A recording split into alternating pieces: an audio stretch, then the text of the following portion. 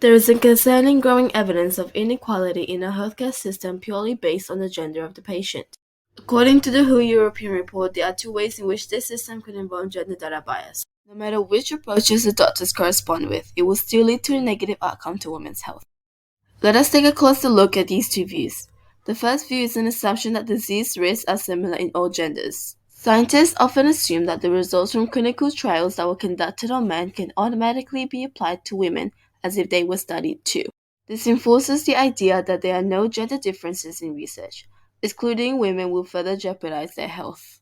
For some diseases that are common to both sexes, it is seen as more prevalent to men as they were the only group that was studied. The idea that sexes are equal is highlighted in most of the health data, which is very damaging for all genders.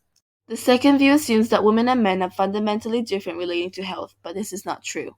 There are multiple studies indicating there has been an unequal evaluation of complaints made by the medical doctors. Men were taken more seriously, whereas with women they're just simply complaining. Health professionals and the society collectively assume that women have a better health status than men. This stems from the idea that men have a high mortality rate and a lower life expectancy. They signal that there is a high prevalence of non-fatal chronic conditions in women, which leads to a higher rate of morbidity and disability compared to men. These contrasting views can lead to many consequences which relates to medical knowledge, clinical management, and health services. The first consequence is that there is an incorrect assumption of no gender difference on disease experience. Similarly with men, women who are diagnosed with harmful conditions need to be given appropriate attention. The second consequence is that there is an assumption of no gender difference in disease manifestation.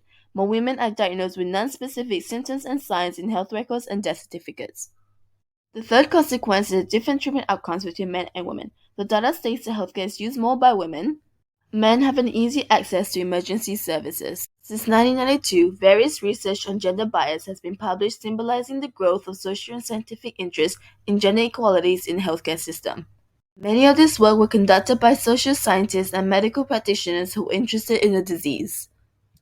However, contributions from epidemiology and public health researchers will bring new thinking into the matter. Everyone has a role to play in reducing gender data bias. It's important that health professionals are educated and spread awareness on this issue. According to the NIH, women make up around half of the participants in clinical research. However, this does not cover all the studies that were done on male in the past decade. Sexism is a major factor that leads to inequalities in our healthcare, and if we all collectively combat it, there will be a decrease in our gender data.